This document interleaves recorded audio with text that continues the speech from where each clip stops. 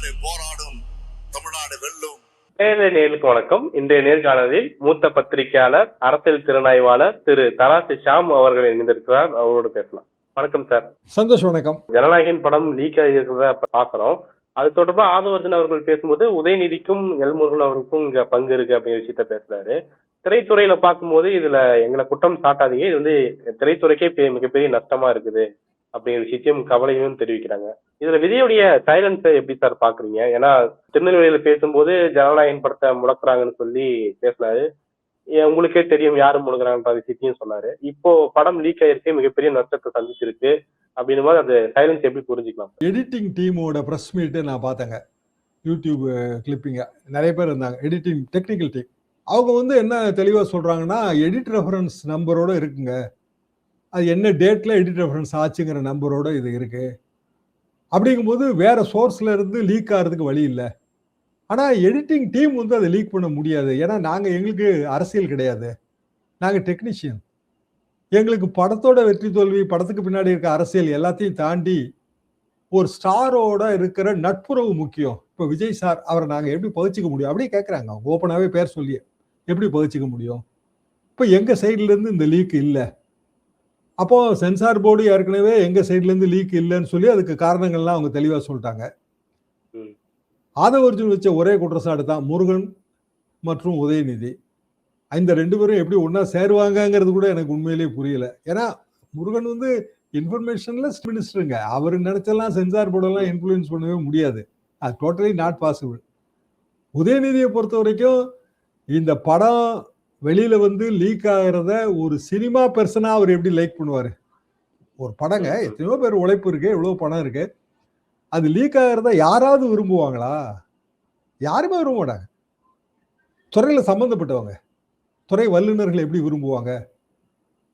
உதயநிதிக்கும் முருகனுக்கும் ஜனநாயகன் லீக்குக்கும் இடையில எந்த இடத்துல முடிச்சு போட்டாலும் பொருத்தமா இல்லை.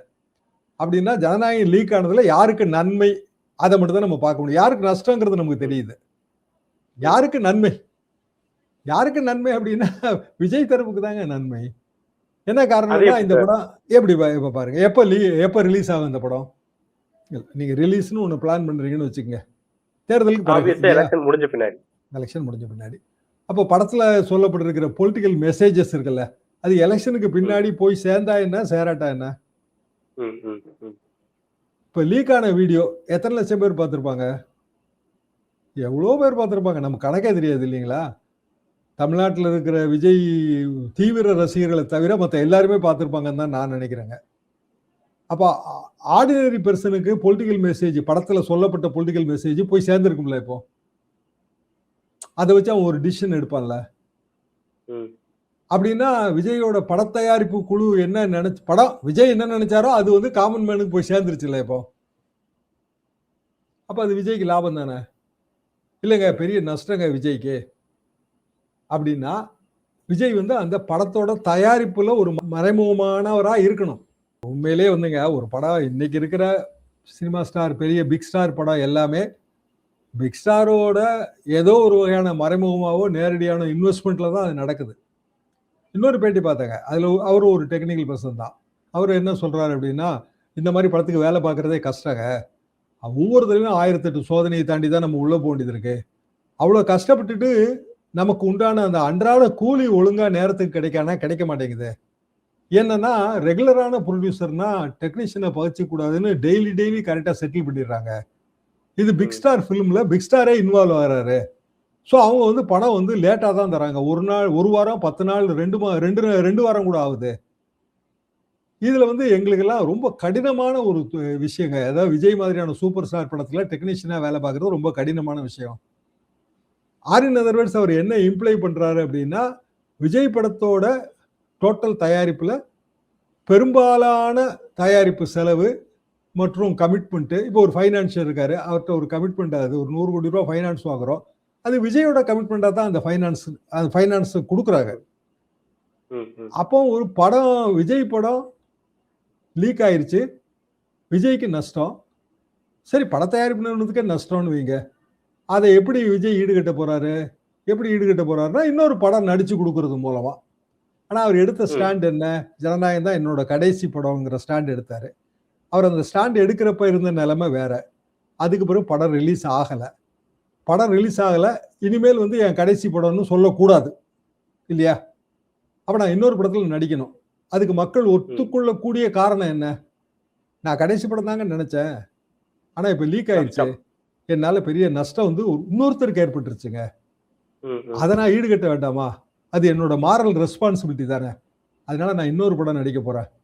அப்ப சரிதாங்க, அது சரியான காரணம் தானே சொல்றாரு. அது இன்னொரு படம். அதாவது பட உலகில் நீடிப்பதற்கு விஜய்க்கு ஒரு வலுவான காரணம் இதுல கிடைக்குது. காரணம் கிடைக்குதா இல்ல அவங்களே உண்டாக்கிட்டாங்களா சார்? அப்படியான காரணத்தை உருவாக்குவதுதான் இந்த லீக்கோட நோக்கம்னு நான் நினைக்கிறேன். ஏன்னா அந்த லீக் வந்துங்க பைரசி லீக்காவே தெரியலங்க, அவ்வளவு ஹை குவாலிட்டியா இருக்குது. ஆமா. இப்போ படத்துல நடிச்ச சக நடிகை பேசும்போது எலெக்ஷன் ரிசல்ட் வச்சுதான் எல்லாமே முடிவு பண்ண முடியும். அவன் கேட்ட கேள்வி என்னன்னா, திரும்ப படத்துல நடிப்பீங்க சார், திரும்ப வாங்கன்னு கேட்கும்போது ரிசல்ட் வச்சு பார்க்கலாமா அப்படின்னு சொல்லியிருந்தாரு. அப்போ ஆப்வியஸா இந்த லீக்கு இப்பவே ஒரு நிலைக்கு வந்துட்டார், ஒரு படம் நடிச்சு கொடுக்கணும் அப்படின்னும் போது ரிசல்ட் வந்து என்ன மாதிரியான முடிவுகளுக்கு விஜயை தள்ளுன்னு பாக்குறீங்க? 8 to 12% மேல ஒட்டு மொத்தமான ஓட்டு சதவீதம் வர்றதுக்கு வழி இல்லைங்க. 16.6% டெபாசிட் வேணும். பெரும்பாலான தொகுதிகளில் அது கிடைக்காது. ரூரல், சப் ரூரல் இந்த தொகுதிகளில் அமைப்பே இல்லை. விஜய் அணிக்கு அமைப்பே இல்லைங்க. ஒரு சில மாவட்டங்கள் எனக்கு ரொம்ப நெருங்கிய மாவட்டங்கள் இருக்கு, இப்போ டெல்டா மாவட்டங்கள், அங்கெல்லாம் கிராமங்களில் எந்த அமைப்பும் இல்லைங்க. 2000 3000 ஓட்டு 5000 ஓட்டு அப்படிதான் வாங்க முடியுங்க. அப்போ நீங்க ஒரு விஜய் அணியில ஒரு குறைந்தபட்சம் 75,000 ஓட்டு வாங்கக்கூடிய கெப்பாசிட்டியில ஒரு 10 பேர் கூட இல்லைங்க. யாரு சொல்லுங்க, 10 பேர் சொல்லுங்க பாப்போம். 75,000 ஓட்டு இவரெல்லாம் வாங்கிடுவாரு விஜய், ஆதவ் அர்ஜுன், புஷி ஆனந்த், அப்புறம் வந்து அருண்ராஜ், கூட்டி வந்தாலே 10 தாங்க வருது.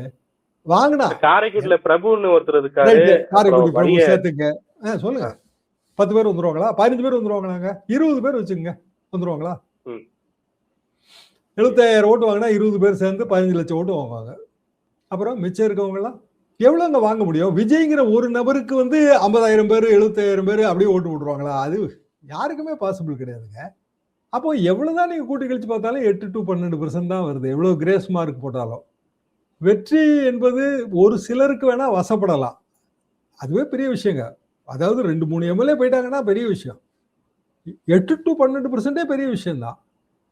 ஆனா அவர் திரையுலகில் தொடர வேண்டியது உண்மையிலேயே அவருக்கும் கட்டாயம். ஏன்னா அப்பதான் அவர் தக்க வைக்க முடியும். 72 எம்ஜிஆர் கட்சி ஆரம்பிச்சாரு, எவ்வளவு நாள் வரைக்கும் நடிச்சிட்டு இருந்தாரு சொல்லுங்க?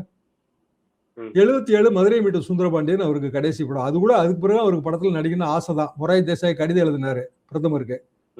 அவர் ரொம்ப சாமர்த்தியமா அப்படி எந்த விதியும் இல்லைங்கிற மாதிரி குழப்படியா சொல்லிட்டாரு. எம்ஜிஆர் மீண்டும் படங்களில் நடிப்பாருங்கிறது தான் எங்களுக்கு 78 79 செய்திங்க. 80 ஆட்சி டிஸ்மிஸ் ஆனவுடனே எல்லா படத்தையும் போட்டு பார்த்து விளம்பரம்லாம் வந்துருச்சு எம்ஜிஆர் நடிக்கிற படத்துக்கு. அது என்னன்னா, அந்த சினிமாவில் நடிச்சுட்டு சினிமா விட்டு வெளியில வர்றது ரொம்ப கஷ்டம், அரசியலுக்குள்ள போயிட்டு அரசியல் விட்டு வெளியில வர்றது ரொம்ப கஷ்டம், பத்திரிகை உலகத்துல போன பிறகு பத்திரிகை உலகத்தை விட்டு வெளியில வர்றது, செய்தி உலகத்தை விட்டு வெளியில வர்றது ரொம்ப கஷ்டம். இது எல்லாம் வந்து ஒரு பூச்சி மாதிரி இது கடிச்சா விடாது. அப்போ விஜய் தொடர்ந்து படங்களில் நடிப்பார், அப்படிதான் நான் இதை எடுத்துக்கிறேன். விஜய் எவ்வளவு ஓட்டு சதவீதம் வாங்குவார்னா பெரிய அளவுக்கான ஓட்டு சதவீதம் இல்லை, அது அவருக்கே இப்போ தெரியும். எவ்வளவு சீட்டு ஜெயிப்பாங்க அப்படின்னா விரல் விட்டு எண்ணக்கூடிய அளவுக்கு சீட்டு ஜெயிச்சாலே பெரிய பெரிய ஆச்சரியங்க, ஹியூஜ் சர்ப்ரைஸ். சீமானா விஜயான்னு கம்பேர் பண்ணா விஜய் தான் ரொம்ப லோவா தெரியுறாரு, சீமான் பெட்டரா தெரியுறாரு எனக்கெல்லாம். சீமான் லீவே போடாம அவரோட டூர் போடாம பக்காவா மெயின்டைன் பண்றாரு. விஜய் வந்து ஆனாவுனா லீவு போட்டுருவாரு, இன்னைக்கு போனா நாளைக்கு போக மாட்டாரு. அதாவது ஒரு சினிமா ஸ்டாரோட மென்டாலிட்டி தாங்க. ஒரு ஹை கிளாஸ் ஹீரோ அவர் வந்தா தாங்க ஷூட்டிங்கு. எத்தனை முறை வந்து அவர் வராதனால ஷூட்டிங் கேன்சல் ஆயிருக்கும்.